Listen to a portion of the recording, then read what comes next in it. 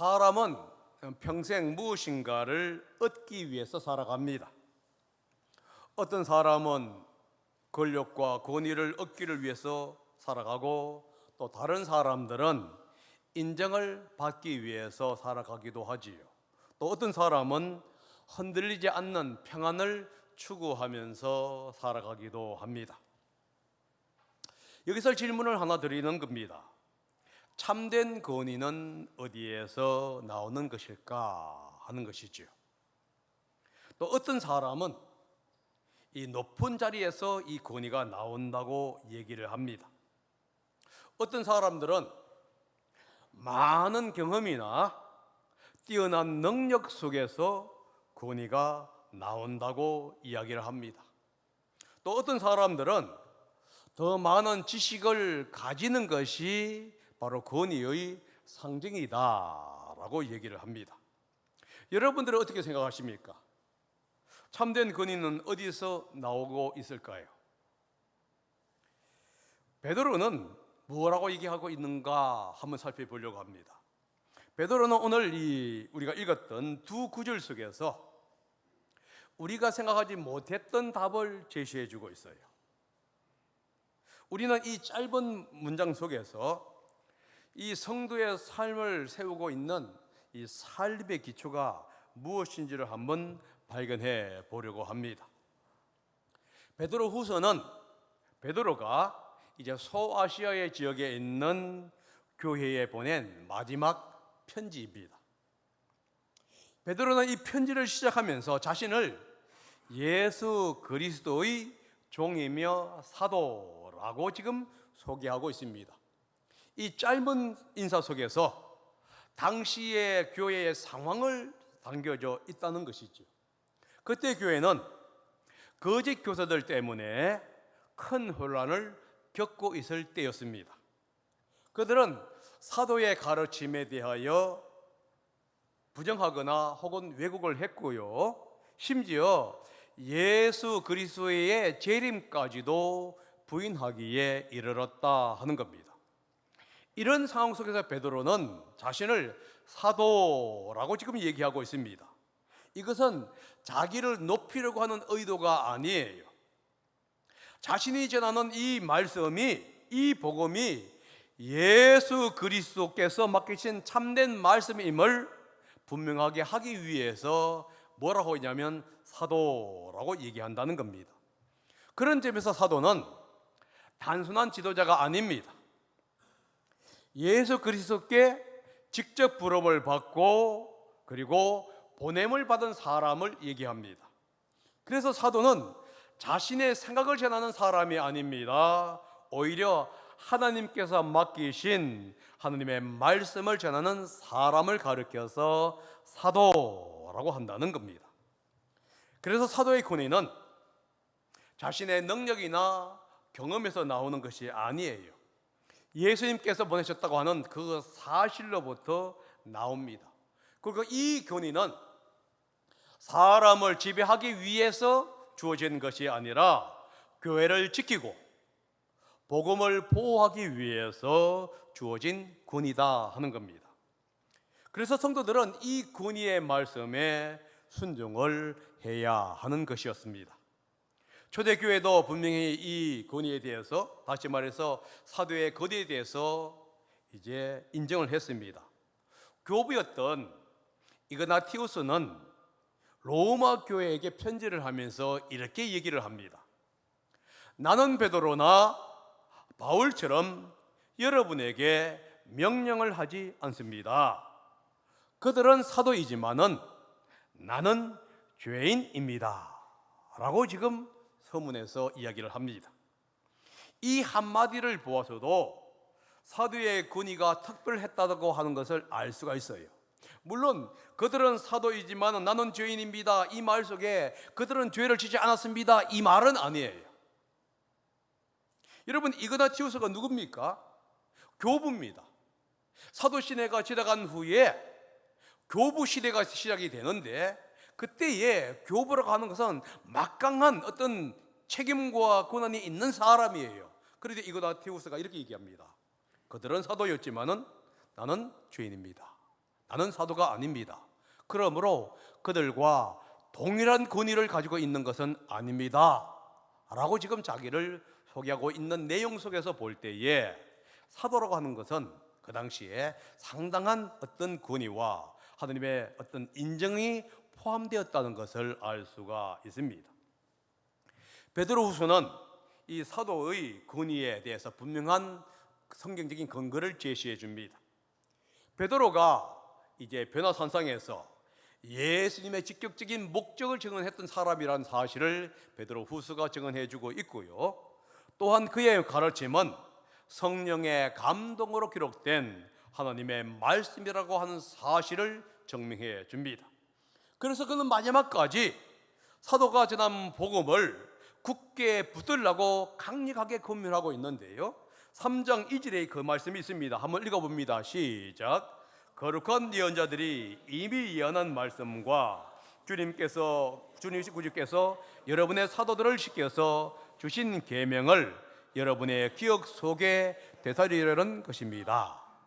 여기서 지금 베드로가 뭘 하고 있냐 하면은 구약 시대 때에 예언자들이 전한 말씀과 구주께서 사도에게 주신 말씀하면서 이 사도의 권한은 구약 시대 때에 선지자 예언자의 권한에 버금가는 권한이다 라고 얘기합니다.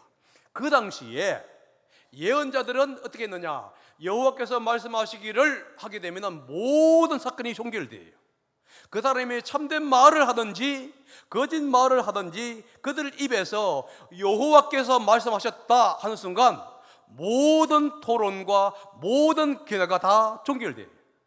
왜냐하면 그 사람이, 그 예언자가 여호와의 말씀이라고 선언했기 때문에 그렇습니다. 그런데 베드로가 뭐라고 있지요? 여러분의 사도가 주신 계명하면서 그 예언자들과 똑같은 권위, 어쩌면 더 높은 권위를 지금 얘기해 주고 있습니다. 그렇다면 그 권위는요, 절대적인 권위고 예수 그리스도의 말씀이라는 것을 지금 이야기해 주고 있는 거예요. 여러분, 오늘날도 우리는 마찬가지입니다. 우리가 붙들어야 할 것은 사람들의 생각이 아니에요. 여러분의 경험이 아니고 여러분의 지식이 아니라는 겁니다. 여러분의 논리가 아니에요. 사도들이 전한 하나님의 말씀이라는 사실을 여러분 기억하셔야 합니다. 이 말씀에 충실할 때에 교회는 흔들리지 않을 수 있다 하는 겁니다. 베드로는 자신을 사도라고 말하기 전에 먼저 예수 그리스도의 종 이렇게 얘기하고 있습니다. 여러분, 이게 상당히 중요합니다. 종이 먼저 나오고 사도가 먼저 나옵니다. 종은요, 자신의 삶의 주인이 예수님이라는 사실을 지금 인정하는 고백이에요. 자신의 뜻보다도 주인의 뜻을 따르겠다고 하는 결단이 바로 종이라고 하는 말 속에 숨어 있습니다. 자신의 삶과 모든 권리가 그리스도께 속했다는 것을 인정하는 믿음의 고백, 이것이 바로 종이라는 거예요. 만약에 여러분들이 참 내가 예수님의 종이다 라고 한다고 한다면은 여러분의 삶과 모든 인생이, 모든 권리가, 모든 결정이 예수님께 속해야 한다는 것을 여러분들이 자의적으로 혹은 무의식적으로 선언하는 것이라는 사실을 여러분들은 기억해야만 하는 겁니다. 성경은 종을 부끄러운 이름으로 생각하지 않습니다. 종은요, 하나님께 충성된 사람에게 주어지는 영광스러운 이름이었어요. 성경에 이 종이라는 용어가 자주 등장하지 않아요. 아브라함을 가리켜서 하나님의 종이라고 부릅니다. 모세를 가리켜서 하나님의 종이라고 불러요. 다윗과 다니엘을 가리켜서 하나님의 종이라고 부릅니다. 베드로가 자신을 그리스도께 속한 종이라고 소개했을 때는 여러분 특별한 의미가 있는 거예요. 여러분들 잘 알고 있는 유다를 가리켜서 어디에서도 여호와의 종이라고 선포한 적이 없다는 거예요. 요셉을 가리켜서 여호와의 종이라고 선포한 적도 없어요. 그러니까 이 종이라는 용어는 특별한 사람에게만 주어지는 특별한 명칭인데, 지금 베드로가 뭘 하고 있지요? 예수 그리스도의 종이라고 한다는 겁니다. 이러면 여러분, 이제 우리가 종과 사도의 차이점을 한번 생각해 보아야 합니다. 종은요, 자신의 정체성을 말을 하고 있어요. 반면에 사도는 자기의 직분을 이야기합니다. 종이라고 얘기할 때 나는 그리스도의 사람입니다 라는 고백인데요, 사도라고 얘기할 때는 뭐냐? 나는 그리스도의 권위를 가지고 보냄을 받았습니다 하는 의미가 들어가 있어요. 베드로는 자신을 종이며 사도라고 하면서 뭘 하고 있느냐? 직분보다 그의 정체성을 먼저 앞세우고 있다는 겁니다. 이것이 중요합니다. 종의 마음이 사역의 출발점이 되어야 한다는 것을 얘기해 주고 있어요. 이것은 저도 마찬가지고 여러분들도 마찬가지입니다. 우리가 어떤 직분에 있느냐, 이게 중요한 게 아니에요. 먼저 우리는 내가 누구이냐 하는 것에서 사역이 시작이 되어야 한다는 사실을 지금 베드로가 우리에게 지금 고백하고 있는 겁니다. 베드로가 종을 먼저 말한 이유가 있습니다. 참된 권위는 직분에서 시작되는 것이 아니기 때문에 그래요. 참된 권위는 종의 마음에서 시작이 됩니다. 그래서 섬김이 없는 권위는 성경이 말하는 권위가 아니라는 거예요. 성경이 말하는 권위는 언제나 섬김과 함께 시작이 됩니다. 이 원리는 교회에서만 적용되는 것이 아닙니다. 가정에서도 적용이 돼요. 남편과 아내가 먼저 섬기지 않고 권위를 누른다고 한다면 그 가정은 온전한 가정이라고 얘기할 수가 없겠지요. 직장도 마찬가지입니다. 내가 얼마나 오랫동안 있었느냐, 나의 지위가 얼마나 되느냐, 여기에 초점을 둔다고 한다면 그 직장은 고통스러운 직장이 될 수밖에 없게 됩니다. 먼저 섬기는 사람이 진정한 신뢰를 받게 됩니다. 높은 자리에 있다고 권위가 생기는 것이 아니에요. 사람들은 자신을 사랑하고 자신을 믿고 신뢰하는 사람을 믿고 따른다는 사실을 기억해야 합니다. 그래서 교회든 직장이든 가정이든 자기의 위치에 있는 사람은요, 먼저 섬기는 사람이 되어야 합니다. 부모는 자식에게 이깁니까? 집니까? 자식 이기는 부모는 없어요. 왜 그런지 아세요? 여기에서 섬김이라는 것이 있기 때문에 그래요. 만약에 자식을 이기는 부모라면요, 그는 권위를 찍어 누르는 것이에요. 그런데 자식을 이기는 부모가 없다는 얘기가 뭐냐? 자식을 섬긴다는 마음이에요. 아버지라는 권위, 어머니라는 권위가 아니라 이것을 다 내려놓고 자녀를 섬긴다는 마음이 시작되기 때문에 자식을 이기는 부모가 없다라고 하는 말이 나오게 된 것입니다. 여러분, 예수님께서도 똑같은 얘기를 합니다. 인자가 온 것은 섬김을 받으러 함이 아니라 섬기려 하고 라고 말씀하셨어요.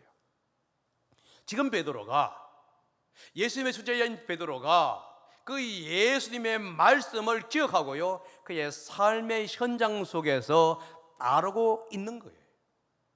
그가 만들어낸 얘기가 아닙니다. 자기의 스승이신 예수님이 하신 그 말씀의 의도를 기억하고 그는 그렇게 살아갔던 것이지.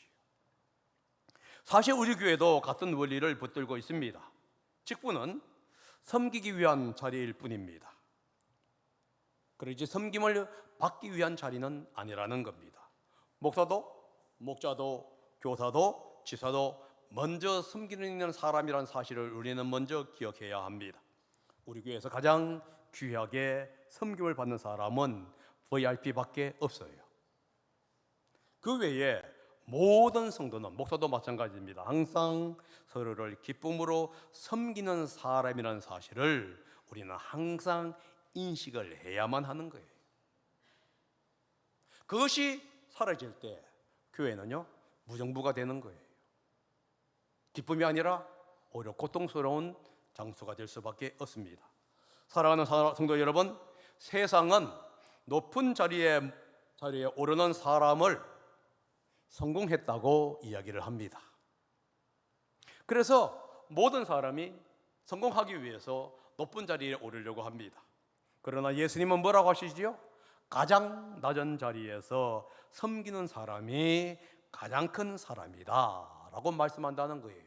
그래서 참된 군인은 직분에서 나오는 것이 아니라 바로 종의 마음에서 시작이 된다는 것입니다. 그래서 여러분, 참된 군인은 언제나 사랑과 섬김에서 나타난다는 사실을 인식하시고 여러분과 제가 사랑으로 섬김을 실천하는 삶을 살아가기를 부탁드립니다. 이 종의 마음을 가진 베드로는 이제 편지를 받는 성도들을 어떤 사람으로 지금 바라보고 있지요? 베드로는 성도들에게 이렇게 얘기합니다. 우리와 같은 믿음을 받은 사람들. 1절 하반절을 한번 읽어보겠습니다. 시작. 우리 하나님과 구주 예수 그리스도의 의를 힘입어서 우리의 믿음과 같은 귀한 믿음을 받은 이들에게 이 편지를 씁니다. 여러분, 이 말 한마디 속에서 복음의 중요한 진리, 진수가 들어가 있어요. 베드로는 자신을 특별한 사람으로 내세우지를 않습니다. 오히려 성도들을 자신과 같은 믿음을 가진 사람이라고 이야기하고 있다는 것이에요. 여기서 같은 귀한 믿음이라는 말은 뭐냐면 믿는 내용이 같다는 뜻만 있는 게 아닙니다. 믿음의 가치도 같다는 의미가 있고요, 하나님께서 주시는 은혜와 특권도 같다 하는 의미가 있는 거예요. 사도의 믿음이 더 귀한 것이 아닙니다. 오래 믿는 사람의 성도의 믿음이 더 귀한 것이 아니라는 거예요. 하나님 앞에서는 모든 성도가 같은 믿음을 가진 사람이라는 것을 우리에게 말씀해 주고 있습니다. 우리는 자주 믿음을 비교하곤 하지요. 그래서 직분이 높으면 믿음도 더 좋을 것이라고 얘기합니다. 신앙생활을 오래 하다 보게 되면 하나님과 더 가까워질 것이라고 얘기를 하고 있지요. 그러나 베드로는 그렇게 생각하지 않습니다. 하나님 앞에서는 믿음의 계급이 없다는 거예요. 사도와 성도는 같아요. 유대인과 이방인도 같습니다. 오래 믿는 사람과 처음 믿는 사람 다 같아요. 모두가 다 하나님께 받은 같은 믿음을 가진 하나님의 자녀라고 하는 그 출발점에서 시작된다는 사실을 기억해야만 합니다. 중요한 것은 뭐지요? 언제나 믿음 안에서 살려고 하는 그 마음의 자세가 중요해요. 맨날 교회 다녔느냐, 이게 중요한 게 아니에요. 가끔 우리는 그 얘기를 합니다. 물론 귀하지요. 그러나 하나님 앞에서는요, 내가 어떤 마음의 자세를 가지고 있느냐 하는 거예요. 왜 우리의 믿음은 모두 같은 가치를 가지고 있을까요? 이유가 뭐냐 하면은 믿음의 근원이 우리에게 있지 않기 때문에 그래요. 믿음의 근원은 예수 그리스도에게 있습니다. 그래서 베드로가 뭐라고 하냐면은 예수 그리스도의 의를 힘입어 라고 요구하고 있어요. 우리의 믿음은 선한 행동을 한 결과로 얻어지는 것이 아니라는 것이지요. 내가 열심히 신앙생활을 했기 때문에 받는 상도 아니라는 겁니다. 오직 예수 그리스도의 의 때문에 하나님께서 주신 선물이라고 얘기합니다. 그래서 베드로가 뭐라고 했냐면은 받은 믿음이라고 표현한 것이에요. 여러분, 선물은 돈을 내고 사는 것이 아닙니다. 자격이 갖추어서 얻는 것도 아니지요. 선물 주는 사람이 사랑으로 베푸는 것이 선물입니다. 믿음도 마찬가지예요. 우리가 믿음을 만들어낸 사람들이 아닙니다. 하나님께서 그리스도의 의 때문에 값없이 믿음을 받은 사람이 바로 우리다 하는 거예요. 그래서 누구도 믿음을 자랑할 수 없습니다. 모두가 은혜로 믿음을 받은 것이에요. 같은 신분을 받은 사람은 서로서로가 존귀하게 여겨야 한다는 거예요. 지금 베드로가 이 사실을 강조하고 있습니다. 당시 교사들은 자신만이 특별한 지식을 가지고 있다고 얘기합니다. 자신만이 더 높은 영성을 가지고 있다고 얘기하고 있어요. 그런데 베드로는 단호하게 얘기합니다. 여러분은 이미 우리와 같은 귀한 믿음을 받은 사람들입니다. 여러분, 부모가 더 믿음 좋은 게 아니라는 것을 기억하셔야 합니다. 오래 믿는다고 더 믿음이 좋은 것도 아니에요. 베드로는 이렇게 얘기합니다. 여러분은 이미 우리와 같은 귀한 믿음을 받은 사람들입니다. 여러분, 이 베드로의 말에는 상당한 의미가 있는 거예요. 베드로가 지금 뭐라고 소개하고 있죠? 자신을 여호와의 종, 여호와의 사도라고 얘기하고 있어요. 그 당시에 사람들은 이 여호와의 종, 사도하게 되면은 특별한 사람으로 우대한 거예요. 범접할 수 없는 권위를 가진 사람들이란 말이에요. 그런 베드로가 뭘 하고 있냐면 우리는 특별한 사람이 아닙니다. 여러분들과 동일한 믿음을 가진 일반 사람입니다 라고 지금 이야기를 하고 있다는 겁니다. 여기서 우리는 중요한 교훈을 받습니다. 교훈에는 특별한 성도와 평범한 성도가 따로 없다는 것이지요. 예수 그리스도를 믿는 모든 사람은 같은 은혜를 받은 하나님의 자녀입니다. 이 말씀은 오늘날 우리에게도 동일하게 적용됩니다. 오래 믿는 사람과 새신자를 우리는 나눕니다. 직분으로 사람을 판단하기도 하지요. 믿음이 강한 사람과 약한 사람을 구별하기도 합니다. 그러나 하나님은 모든 성도를 예수 그리스도의 안에서 받아주셨다는 사실을 여러분 믿음으로 받아들여셔야 합니다. 모두를 존귀한 하나님의 자녀로 삼으셨습니다. 그러므로 우리의 신분은 직분에 의해서 결정되는 것이 아닙니다. 신앙의 연륜으로 결정되는 것도 아니고요. 예수 그리스도의 의를 따라서 우리의 신분이 결정된다는 사실을 우리는 받아들여야 합니다. 그러면 같은 신분을 받은 사람은요, 같은 사명을 가지고 있는 거예요. 모두가 다 하나님의 성품을 드러내면서 살아가야 하는 겁니다. 우리가 복음을 전하는 사명을 받았습니다. 하나님은 우리를 이렇게 차별 없이 받아주셨듯이 우리도 서로를 귀하게 차별 없이 받아야 한다는 겁니다. 비교하기보다는 격려하고 경쟁하기보다는 함께 세워주어야 한다는 거예요. 그럴 때 교회는 가족다운 공동체를 이뤄갈 수가 있는 것이에요. 그러면 하나님이 주신 이 귀한 믿음이 어떻게 풍성해질 수 있는가 하는 질문을 던집니다. 여러분, 이 은혜와 평강은 하나님을 아는 데서 온다는 사실을 기억하셔야 돼요. 2절입니다. 2절 한번 읽어봅니다. 시작. 하나님과 우리 주 예수를 알므로써 은혜와 평강이 여러분에게 더욱 풍성하기를 바랍니다. 은혜와 평강이 여러분에게 풍성하기를 원합니다. 앞에 뭐가 있지요? 하나님과 우리 주 예수님을 알므로써, 다른 말로 말을 하게 되면요, 하나님과 예수님을 알면 알수록 은혜와 평강이 풍성해집니다 하는 의미가 들어갑니다. 베드로는 지금 성도들에게 은혜와 평강이 넘치기를 바라고 있어요. 그리고 그 은혜와 평강이 어디에서 오는지도 얘기해 줍니다. 은혜와 평강은 하나님과 예수님을 아는 지식에서부터 온다는 거예요. 여기서 안다는 용어에 대해서 많은 사람들이 오해합니다. 단순한 지식을 많이 쌓는 것이 아니라는 것을 여러분 얘기해요. 여기서 얘기하는 알면 뭐냐면요, 인격적인 관계를 얘기해요. 함께 시간을 보내며 서로를 알아가고 있는 관계를 얘기할 때에 알미라고 용어를 사용합니다. 여러분, 부부가 20년, 30년 같이 산다고 아는 게 아니에요. 많은 대화를 통해서 서로의 감정을 나눌 때 아는 거예요. 몸을 썩는다고 아는 게 아닙니다.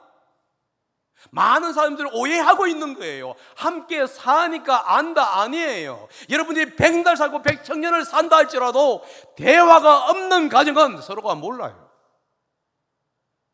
그래서 부부는 사소한 것까지 이야기하면서 서로에 대해서 알아가야 하는 거예요. 어떤 의견에 대해서 서로의 다른 점을 알아가야 하는 겁니다. 아, 이 사람은 이렇게 얘기하고 있고 이 사람은 저렇게 얘기하구나, 이렇게 이해하고 저렇게 이해하구나. 그것을 부딪히면서 알아가야 하는 거예요. 그런데 많은 가정은요, 그 부딪힘이 두려워서 얘기하지 않는 거예요. 그러면 결국은 뭐죠? 서로가 대해서 아무것도 모르는 거예요. 부부가 함께 이야기하면서 알아갈수록 서로를 잘 이해하듯이 하나님도 가까이 할수록 더 깊이 알게 된다는 사실을 기억하셔야 합니다. 하나님을 알수록 하나님의 성품을 신뢰하게 됩니다. 예수님의 십자가를 알수록 은혜가 더욱더 크게 이루어지는 거예요. 하나님의 용서를 깨달을수록 마음의 자유가 넘치게 되는 겁니다. 하나님을 아는 것은 지식을 쌓는 것이 아니에요. 하나님의 은혜를 날마다 경험하면서 살아가는 삶이 하나님을 아는 것이다 하는 거예요. 그래서 하나님을 알수록 평강도 더 깊어지겠지요. 왜냐하면 평강도 하나님을 아는 데서 출발하기 때문에 그렇습니다. 평강한 환경이 좋아지기 때문에, 경제적으로 윤택해지기 때문에 오는 것이 아닙니다. 하나님이 모든 상황을 통제하고 주관한다는 사실을 인정할 때에 비로소 평강이 오는 거예요. 그래서 예수님을 알수록 하나님의 약속을 신뢰하게 됩니다. 구원의 확신도 더 분명해지지요. 그러다 보니까 미래에 대한 두려움도 없어지는 거예요. 왜지요? 주님이 선한 분이시고 그분이 모든 것을 아시고 운행한다고 하는 절대적인 신뢰가 있다 보니까 지금 상황과 조금 불안한 상황이 온다 할지라도 하나님을 신뢰할 수 있기 때문에 그렇습니다. 여러분, 베드로가 이 말씀을 강조한 이유가 무엇이지요? 당시 교회는 거짓 교사들에 의해서 크게 흔들리고 있었습니다. 그들은 예수님의 재림을 부인했습니다. 방탕한 삶을 부추겼어요. 야, 예수님의 재림이 없는데, 오지도 않고 끝났는데 왜 그렇게 사느냐? 그냥 네 마음대로 살아 라고 가르치는 거예요. 그를 가르침으로 성도들은 들의 믿음은 흔들리기 시작을 한 거예요. 그러나 예수 그리스도를 바로 아는 사람은 쉽게 흔들리지가 않습니다. 진리를 분별할 수 있게 되고요, 유혹 앞에서도 믿음을 지킬 수가 있게 돼요. 여러분, 여러분들이 갖고 있는 친구, 지인을 여러분이 안다면요, 그 사람을 신뢰한다면요, 다른 사람이 그 사람에 대해서 어떻게 얘기한다 할지라도 여러분들의 믿음은 흔들리지 않을 거예요. 조금 갈등은 느낄 수 있습니다. 그러나 안 느껴요. 저도 마찬가지죠. 제가 신뢰하는 사람이 있다면요, 그 사람에 대해서 누가 얘기하게 돼, 아, 그것은 당신이 그 사람을 몰라서 그런다고, 그 사람의 마음은 그것이 아니다고 얘기할 수가 있다는 거예요. 지금 주님이 똑같은 얘기하고 있습니다. 그래서 베드로는 먼저 하나님을 깊이 알라고 지금 권면하고 있는 거예요. 하나님을 바로 알게 되면은 거짓을 분별할 수 있기 때문에 그렇습니다. 어떤 상황이 온다 할지라도 흔들리지 않는 평강이 오기 때문에 그래요. 하나님을 아는 삶이 바로 은혜와 평강을 굳건하게 자라게 만든다는 겁니다. 사랑하는 성도 여러분, 신앙은 하나님에 대한 정보를 많이 아는 것으로 끝나는 것이 아닙니다. 하나님과 동행하는 삶을 사는 거예요.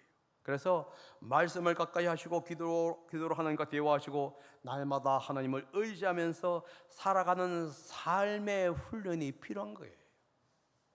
여러분, 오늘 칼럼을 보게 되면 어떤 얘기가 나오지요? 다른 한쪽 이런 얘기가 나옵니다. 그게 보면 이런 얘기가 나옵니다. 좌뇌는 지적인 것을 갖고 있고 우뇌는 감정적인 것을 갖고 있습니다. 오랜 신앙생활을 하다 보게 되면 좌측 뇌가 발달됩니다. 그런데 결정을 내릴 때에는 좌측 뇌가 발동하는 게 아니고 우측 뇌예요.